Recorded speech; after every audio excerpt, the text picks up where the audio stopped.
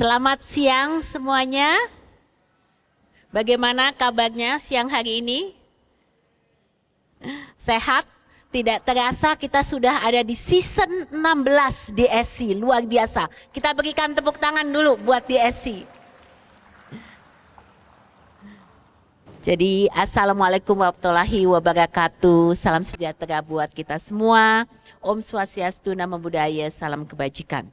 Yang saya hormati Bapak Bagus mewakili Bapak Maman Abdurrahman sebagai Menteri UMKM Republik Indonesia, Bapak dan Ibu Dewan Komisioner Diplomat Success Challenge yaitu Bapak Surjanto Yaisaputra, Bapak Helmi Yahya, dan Ibu Antarina Amir. Kemudian juga tentunya sahabat saya Bapak Ronald Wala, Presiden Direktur Wismilak yang juga sekaligus Ketua Bidang UMKM di Apindo. Bapak Edik Chandra, terima kasih, rekan-rekan media dan para tamu undangan serta seluruh pejuang usaha, the risk takers, the solution makers, and the dream builders of Indonesia.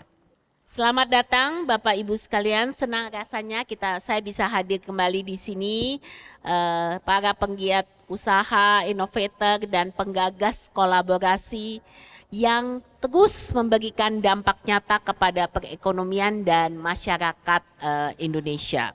Sebelum saya melangkah lebih jauh, izinkan saya menyampaikan terima kasih dan apresiasi yang sebesar-besarnya kepada Diplomat Success Challenge, sebuah inisiatif luar biasa yang telah selama 16 tahun menjadi panggung lahirnya para wirausaha tangguh di seluruh penjuru negeri.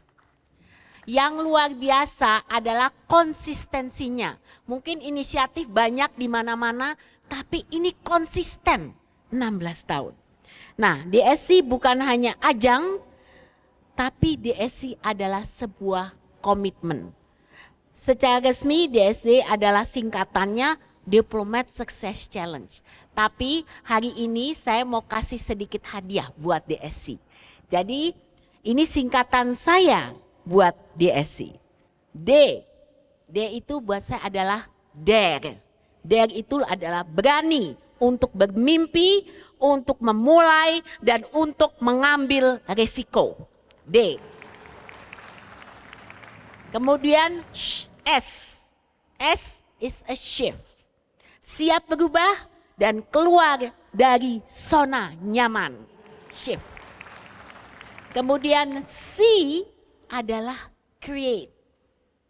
Menciptakan solusi, nilai, dan masa depan yang berkelanjutan. Jadi DSC, Dare, Shift, and Create.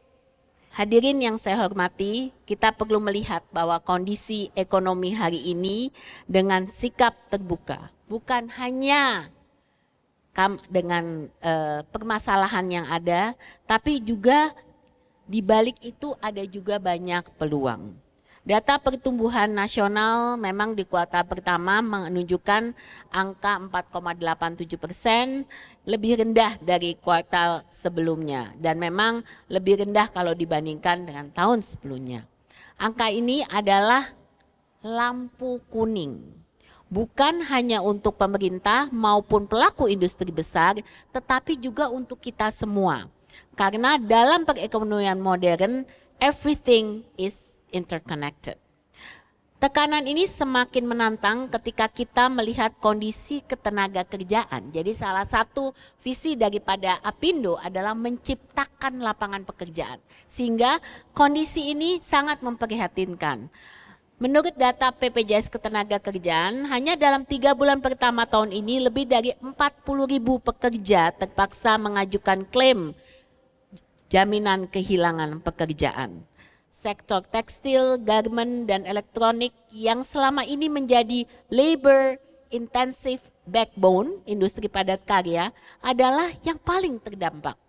Dan tekanan ini bukan berdiri sendiri, hadir di tengah kompetisi global yang semakin tajam, ketidakpastian geopolitik, perubahan pada konsumsi masyarakat, serta menurunnya daya beli.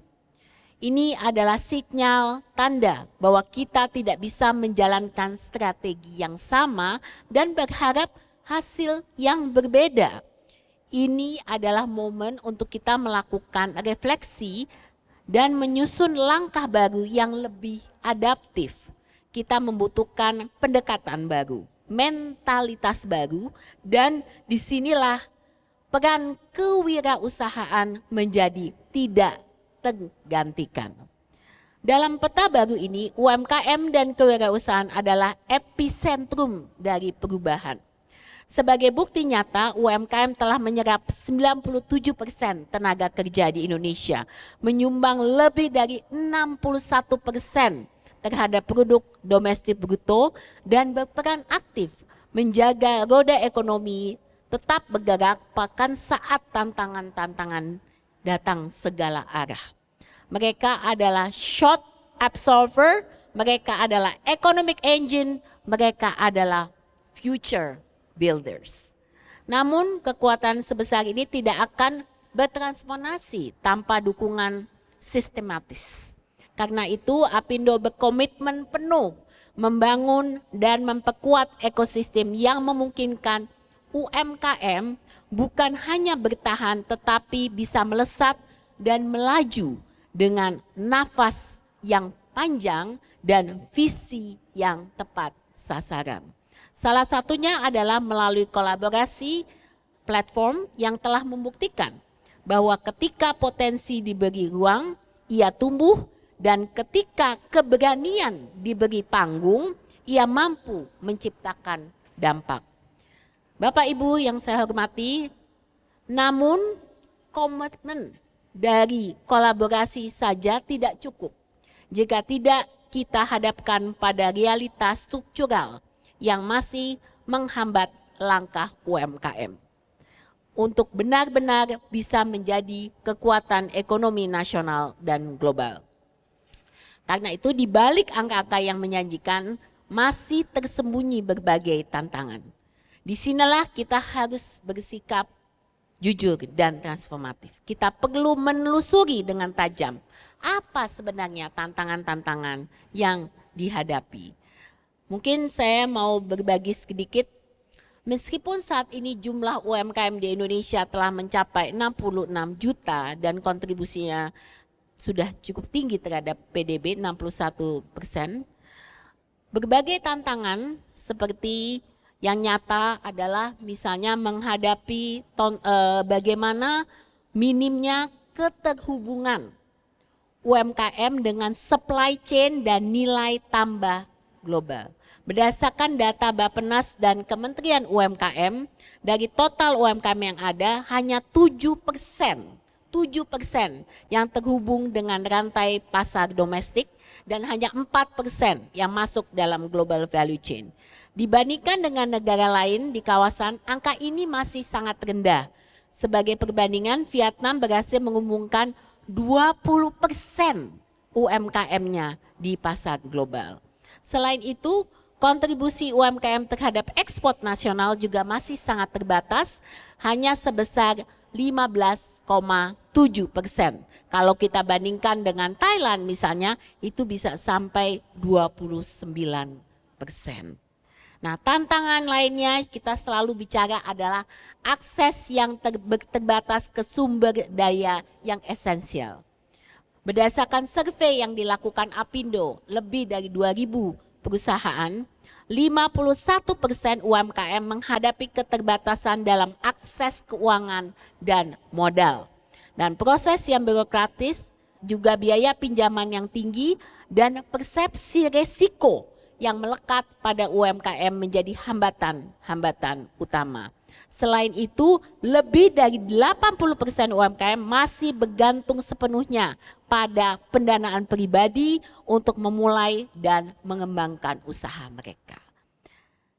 Tidak hanya itu, 35% mengungkapkan kesulitan dalam mengakses pasar, pemasaran, dan promosi. Saat ini hanya 9% UMKM yang memiliki akses ke alat produksi dan teknologi yang sesuai. Jadi ini mungkin juga masukan-masukan yang kami mau sampaikan ke Kementerian UMKM ya Pak Bagus. Saya rasa semua sudah ketahui, yang sekarang kita sama-sama coba cari adalah solusinya. Bagaimana supaya angka-angka ini bisa diperbaiki. Di balik kompleksitas tantangan tersebut, memang kita tidak boleh terjebak dalam narasi keterbatasan. Justru disinilah kita harus menggali kekuatan baru. Disinilah pentingnya kolaborasi dan bukan hanya dari niat baik, tapi visi kita bersama bahwa potensi UMKM dan kewirausahaan hanya akan menjadi kekuatan nasional jika kita membuka akses seluas-luasnya bagi siapapun yang memiliki semangat, ide, dan keberanian untuk memulai. Maka dari itu pemerataan akses bukan pilihan moral. Ini adalah imperatif ekonomi dan kita harus meruntuhkan tembok-tembok eksklusif yang menahan pertumbuhan tersebut. Karena justru dari keberagaman wilayah, latar belakang dan perspektif lahirlah yang kita sebut inovasi yang paling otentik dan tahan banting.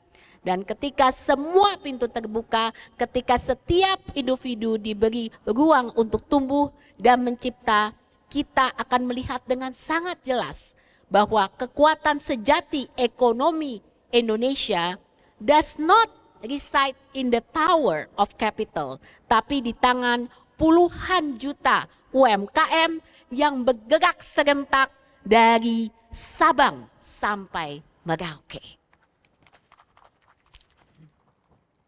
Nah, dari bagian dari pemegang saham negara ini, Apindo sekarang juga menggerakkan yang namanya Campaign Indonesia Incorporated, sebuah visi kolektif yang kita dorong untuk membangun kolaborasi konkret antara pemerintah, sektor usaha, dan masyarakat. Karena pada akhirnya, we are part of Indonesia Inc. Kita bagian daripada Indonesia Incorporated. Berbagai bagian dari realisasi konkret, Apindo juga telah meluncurkan program UMKM Merdeka dan saya bersyukur punya Pak Ronald juga di Apindo dengan timnya, dengan teman-teman lain kita terus menggerakkan Apindo UMKM, ada UMKM Merdeka, ada Apindo UMKM Academy dan lain-lainnya. Kami mengajak seluruh pelaku usaha, mitra strategis dan pemangku kepentingan untuk bersama-sama membangun ekosistem kewirausahaan yang inklusif dan berkelanjutan. Mari kita bergandengan tangan dalam semangat kolaborasi bersama DSC untuk menciptakan masa depan yang lebih baik bagi UMKM Indonesia. Saya mau tutup dengan pantun. Pagi cerah, langit membiru. Semangat hadir di hati bersama. Dunia usaha bersatu padu. Indonesia maju nan sejahtera. Satu lagi, mentari terbit menyinari bumi, memberi hangat di pagi hari. Diplomat Success Challenge menginspirasi, membangun bangsa, berkolaborasi, bersinergi. Terima kasih.